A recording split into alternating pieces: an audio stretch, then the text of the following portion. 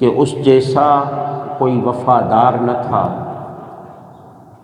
اور پھر آقا علیہ السلام نے اپنے بازو میں آخری جگہ دے کر دنیا کو ثابت کر دیا کہ اس جیسا کوئی غلام نہیں تو مجھ جیسا کوئی آقا نہیں۔ اسی وفادار کریم آقا سے، اسی وفادار صدیق اکبر سے وفا کا رشتہ قائم کرنے کے لیے، غلامی اور محبت کا رشتہ قائم کرنے کے لیے آج ہم سب جمع ہیں۔ اللہ تعالیٰ آپ سب کے آنے کو، تشریف لانے کو، بالخصوص بزم فیضان ختم نبوت کے ساتھیوں کی اس محنت کو اپنی بارگاہ میں قبول و منظور فرمائے۔ آپ کی تشریف آوری کو آپ کے لیے، بالخصوص آپ کے والدین کے لیے مغفرت کا سبب بنائے، اور یہ بھی دعا ہے کہ اللہ تعالیٰ امت مسلمہ پہ اپنا خصوصی فضل فرمائے، بالخصوص وہ فلسطین کا مظلوم، بے بس، بے کس، پیاسا، بھوکا، بیمار، ننگا، معذور مسلمان، جس کا 56 اسلامی ممالک کے سربراہان کے علاوہ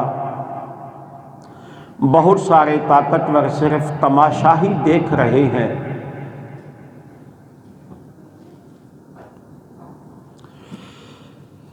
اور صد افسوس کہ ہم ان کے لیے نہ کچھ کر سکے، نہ کچھ کر پائے، اور آپ کے اور میرے ہاتھ میں ان کے لیے دعاؤں کے علاوہ کچھ ہے بھی نہیں۔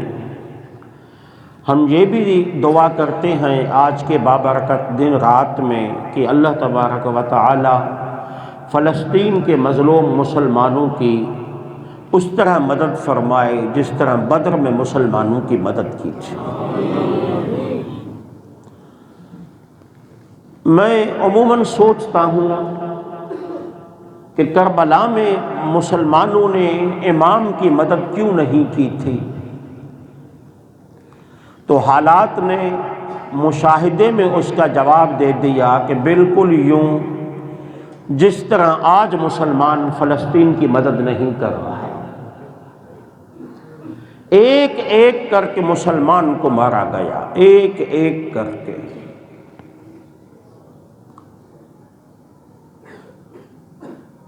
کبھی افغانستان میں بمباری کی گئی، روس اپنی طاقت کا مظاہرہ کر کر کے تھک گیا، پھر دوبارہ امریکہ نے آ کے اس خطے کو جہنم بنانے کی کوشش کی، لیکن افغان مسلمانوں کی ثابت قدمی نے افغانستان میں امن اور معیشت کو پاکستان سے مضبوط بنا کر ثابت کر دیا کہ اگر استقامت ہو، اللہ کی مدد پہ یقین ہو،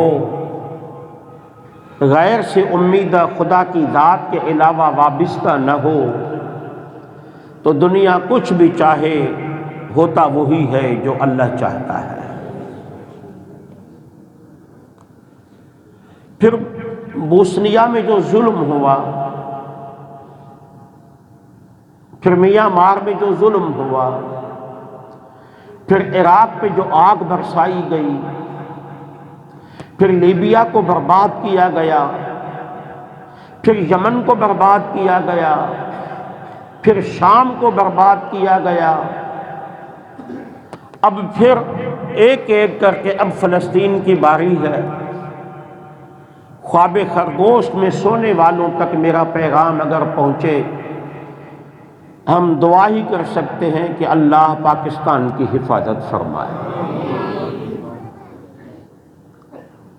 جس طرح ہم نے کسی اور کی مدد نہیں کی، شاید ہماری مدد کے لیے بھی کوئی نہ آئے۔ الکفر ملت واحدہ، میرے آقا نے فرمایا مسلمانوں کے خلاف یہ جتنے بھی کافر ہیں، یہ یہودی ہیں، یہ عیسائی ہیں، یہ مجوسی ہیں، یہ غیر مسلم ہیں، یہ نیچری ہیں، یہ ملحد ہیں، یہ ہندو ہیں، جتنے بھی غیر مسلم ہیں مسلمانوں کے خلاف ایک ہو جائیں گے۔ اور اب مسلمان ہی ہے جو بٹا ہوا ہے، کہیں سنی میں، کہیں شیعہ میں، کہیں بریلوی میں، کہیں دیوبندی میں، کہیں اہل حدیث میں۔ یہ مسلمان ہی تقسیم ہے، کہیں گورا ہے تو کہیں کالا ہے۔ میں پاکستانی مسلمان ہوں، فلسطینی مسلمان سے میرا کیا؟ کہیں ان سرحدی تقسیم نے مسلمانوں کو تقسیم کیا ہوا ہے۔ دشمن سرحدی تقسیم کے باوجود بھی مسلمانوں کے خلاف ایک ہے۔ جن کے ہزاروں خدا ہیں وہ ایک ہیں، اور جن کا ایک خدا ہے وہ ہزاروں میں بٹ چکے ہیں۔ یہ سب کچھ اس لیے ہے کہ نہ تو ہم نے صحابہ کی سیرت پہ عمل کیا، نہ ہمارے حکمرانوں نے طرز حکومت ریاست مدینہ منورہ سے لی۔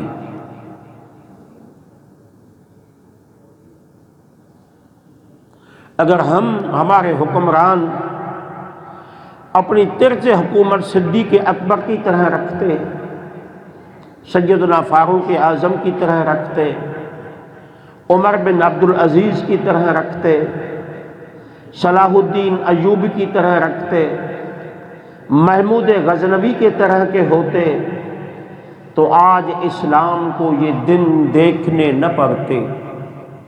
آج اسلام پردیسی ہے، آج اسلام مسافر ہے، آج مسلمان اسلام غریب الوطن ہے۔ سب کے لیے کوئی نہ کوئی جگہ، کوئی نہ کوئی خطہ ہے۔ کوئی کہہ سکتا ہے کہ روئے زمین پہ کوئی ایسا بھی خطہ ہے جہاں پہ اسلام باقاعدہ نافذ ہے؟ کوئی بھی نہیں کہہ سکتا۔ سب کو اپنے خطے ہیں، لیکن میرا اسلام ہے جو غریب الوطن ہے، میرا اسلام ہے جو مسافر ہے۔ آج آپ کو بریلوی مل جائے گا، دیوبندی مل جائے گا، شیعہ مل جائے گا، کڑوی حقیقت ہے، مہاجر ملے گا، سندھی ملے گا، پاکستانی ملے گا، سعودی ملے گا، ہندوستانی ملے گا، کویتی ملے گا۔ پتہ نہیں ہم اپنا تعارف مسلمان کی حیثیت میں کروانے سے کیوں شرماتے ہیں۔ اپنے مسلک کے سچے ہونے پہ تو 500 دلائل ہمارے پاس موجود ہیں۔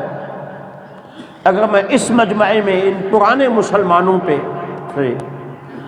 جدی پشتی مسلمانوں سے کہوں کہ خدا کے ایک ہونے کا دلیل کیا ہے، تو شاید ایک دو انگلیاں اٹھیں، اس کے علاوہ نہ اٹھ سکے۔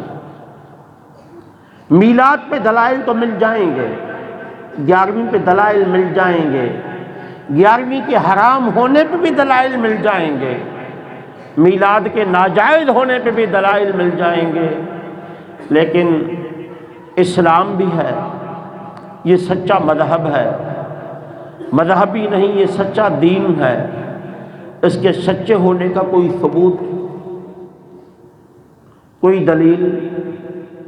آپ قرآن کی ایک آیت پڑھیں، اگلا کہے گا میں تمہارے قرآن کو مانتا نہیں۔ آپ حدیث پڑھیں، اگلا کہے گا میں آپ کی حدیث کو مانتا نہیں۔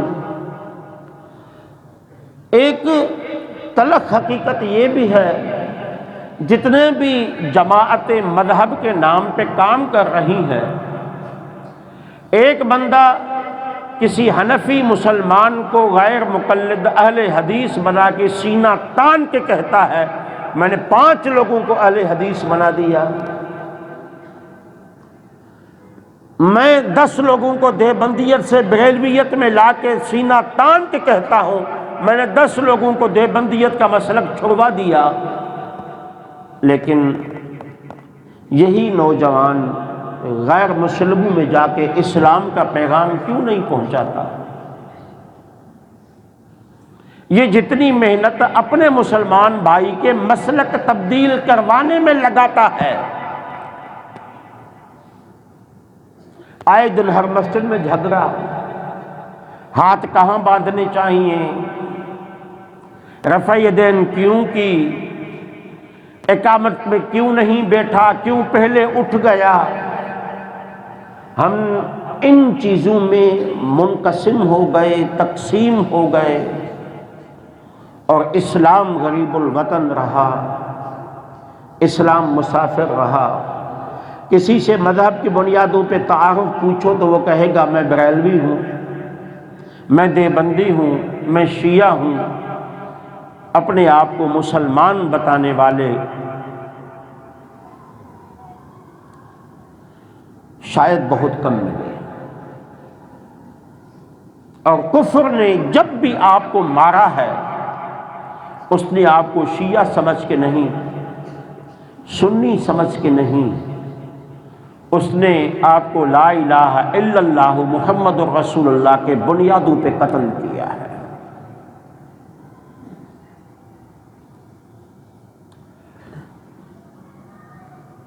ضرورت اس امر کی ہے